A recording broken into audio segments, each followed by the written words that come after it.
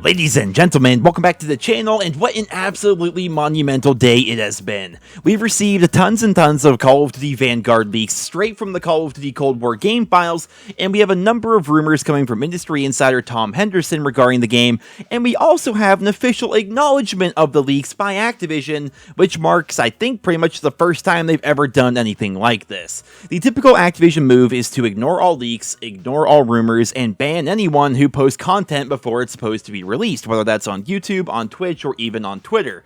Well, last night, it looks like as this was going on, they did remove some of the posts from Twitter that showed early screenshots of the game, but not nearly all of them, and today, they acknowledged the leaks with their tweet, as you guys can see right here, which may mark the beginning of a new approach from Call of Duty when it comes to social media, and honestly, it's a pretty welcome change.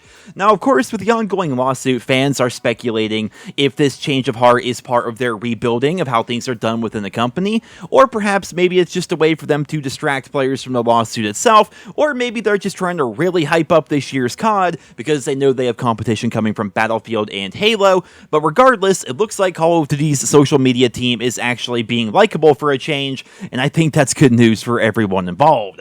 Right then, on to the leaks, on to the rumors, the reason why you clicked on this video today. So, last night, after digging around within the Cold War game files after the update, fans were able to find the official key art for Vanguard. The game itself, like I said, is going to be called Call of Duty Vanguard. On the key art, we see a man holding a rifle of some sort. Maybe it's an Enfield, I'm not really an expert. We see a Russian woman holding a Mosin Nagant. In a different bit of key art, it looks like she's actually holding a Kar 98K, which is interesting. And we see a bunch of other weapons throughout other bits of key art, including the cross-gen bundle as well as the Ultimate Edition of the game. We even got an advertisement from the game files for a digital special edition of the game, which shows off a bunch of stuff that's going to come within that version of the game, and these items include access to operator skins for the characters Lucas, Polina, and Wade. We see a Night Raid Mastercraft edition of what looks to be the PPSH 41 with 10 Battle Pass tier skips on top of that.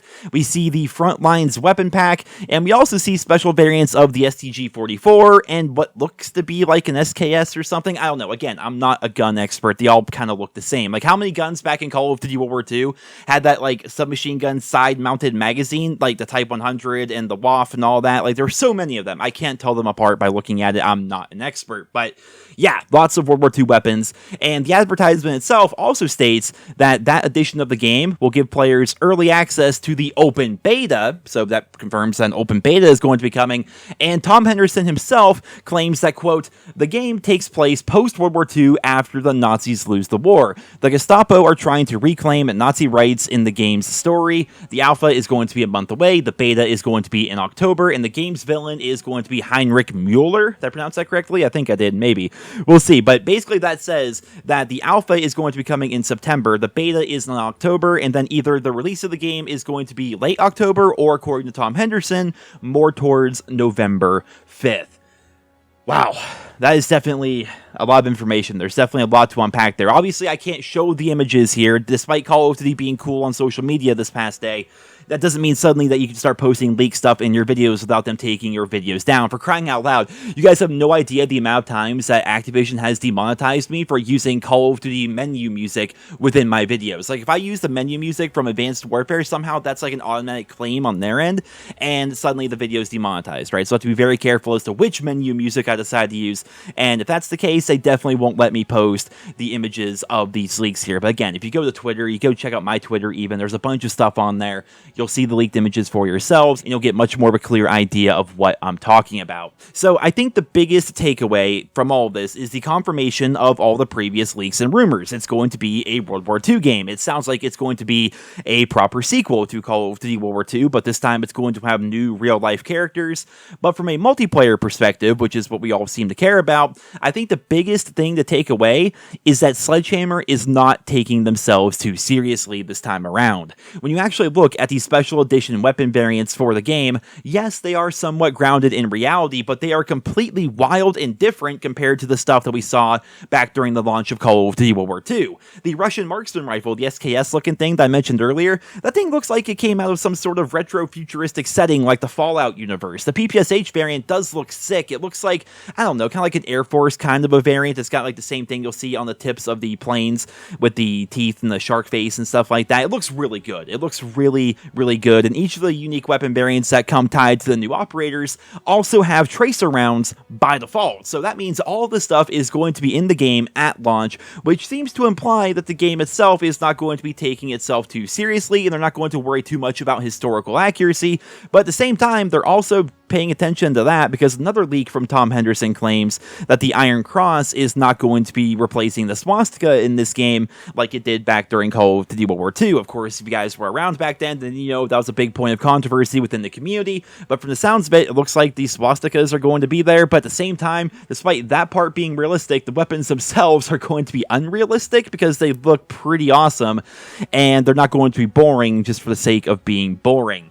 I remember back in the day, right? Remember the Call of Duty World War II version of Dark Matter? They called it Chrome, and literally your gun was just chrome, and it was awful. It was boring, and the way that Sledgehammer justified it was they didn't want camos being that crazy because it's a World War II game, despite the fact that they had gold camo and diamond camo. It really didn't make any sense. It's like talking out of both sides of their mouth, basically. I think it's important for Call of Duty developers and Call of Duty fans alike to understand that Call of Duty itself is not a realistic game. Sure, it's nice to have things be somewhat grounded in reality. We don't want to have a World War II game with jetpacks, for example, but at the same time, we need to have player rewards like Dark Matter. They need to be interesting. The camo that you get for unlocking every single camo in the game should be amazing. Regardless if it's World War II, it should be an animated camo, right? We're talking about a video game here, and Dark Matter itself should be special. That way it feels unique and doesn't look like everything else. So, I don't know. This sounds really cool. Overall, I'm very happy that it sounds like Vanguard is going to be a lot more interesting and have more fun customization right from launch, instead of having that usual identity crisis that Call of Duty seems to have every year, where it launches with somewhat realistic stuff, and as a result, they make player rewards really boring, and then slowly over time, they make the store content more and more wild and more fun, all the while leaving traditional player rewards boring, thus pointing more people towards the shop. Like, you guys see what they do there? Like, oh yeah, this is gonna be, you know, Black Ops Cold War. It's gonna be a gritty, realistic Cold War themed game. And then a couple months into the game, Dark Matter is awful. It doesn't really work. All the player rewards are boring as a result of the fact that they wanted the game to be somewhat realistic. And then before you know it, we got uwu camos, and we've got mastercrafts that have literal dragons breathing fire on our guns and shit like that. Like, the stuff in the shop is amazing. You can't take anything away from the art team in the Call of Duty franchise. They do an amazing job, but all the cool shit is in the shop. Whereas all the boring stuff is the stuff you actually get for playing the game, and the reasoning, the justification from the perspective of Treyarch and Activision is, whoa, this is a Cold War game. You guys can't have fun stuff. It's a Cold War game. If you want fun stuff, you gotta pay for it, right? That's been the mantra for years now, and it looks like potentially that may be changing with Vanguard, but I suppose it is worth mentioning that all the stuff I've described so far comes within a special edition of the game, so perhaps all the cool stuff comes within a special bundle of the game, and the actual things we earn within the core game itself are going to be boring like they've been traditionally, but I suppose time will tell, ladies and gentlemen, and I will for sure keep you all up to date as we learn more. Now, moving along here, we have some more rumors that were posted by credible industry insider Tom Henderson today. Tom claims that Vanguard will apparently have a full anti-cheat that has been in development for over a year, and that the anti-cheat is also going to be implemented into Warzone. So Warzone fans rejoice. Chances are by now you guys have heard about this because it's the biggest news in Warzone over the past couple of days. But yes, the leaks and rumors are suggesting that a proper anti-cheat is finally coming to Warzone as soon as like this week potentially, and that same anti-cheat is going to be part of Vanguard once it releases. Definitely some good news there.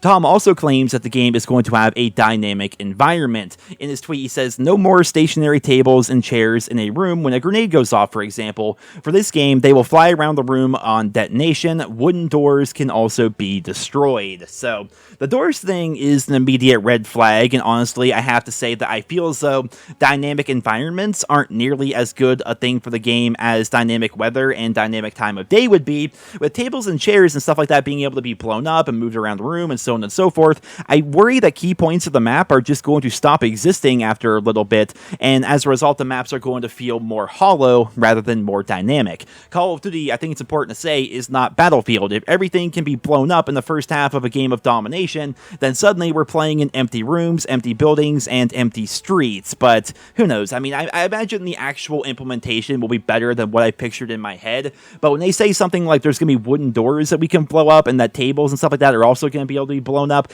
I worry that the maps themselves are going to start to feel hollow. If you actually think about it, a lot of the stationary environment within Call of Duty maps is what makes those maps actually work out. If you go back to Call of Duty 4, for example, and you go to the 3-story building, a lot of the lines of sight that can be covered from the 3-story building on crash are as a result of stationary objects, right? Objects that simply just can't be moved around. Of course, it was Call of Duty 4, nothing can be moved around, but I wonder how well the 3-story building, for example, would play if you could just blow up literally everything. The same is true of pretty much any other room in any other Call of Duty title.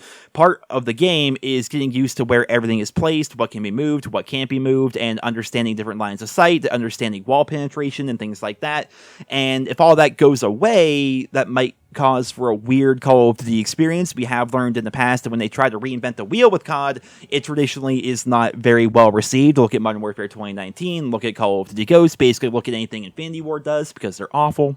Right? You guys may not like that opinion, but a lot of you do. You guys know it's true. Most of the time, when bad things happen to the COD franchise, that Infinity Ward sticker is on the case of that game. But I guess we'll see. I guess we'll see how things play out. I am cautiously optimistic, like every single year. I've seen a lot of people already trying to write off Vanguard, saying it's going to be a terrible game. I'm cautiously optimistic. I really am. I'm excited to see what the game is going to be like. I want to see the new perks, the new guns, the new maps, the new systems, the new progression paths within the game and stuff like that. I wonder if Headquarters is coming back. It better. Headquarters was such a cool idea, and they could definitely expand upon it with this game. I don't know. I guess we'll see. Ladies and gentlemen, I suppose I could keep rambling about this, but I should probably wrap up the video so it's not too long. I'm just excited about all the interesting news that came out today, and I'm sure these stories are going to develop over the coming days and weeks. And as always, I will be here with you all every step of the way, covering all the leaks, all the rumors, and of course, all the official news, should official news ever actually be released. But until then, I hope you all enjoyed. Thank you so much for listening, and I hope you guys all have a wonderful day.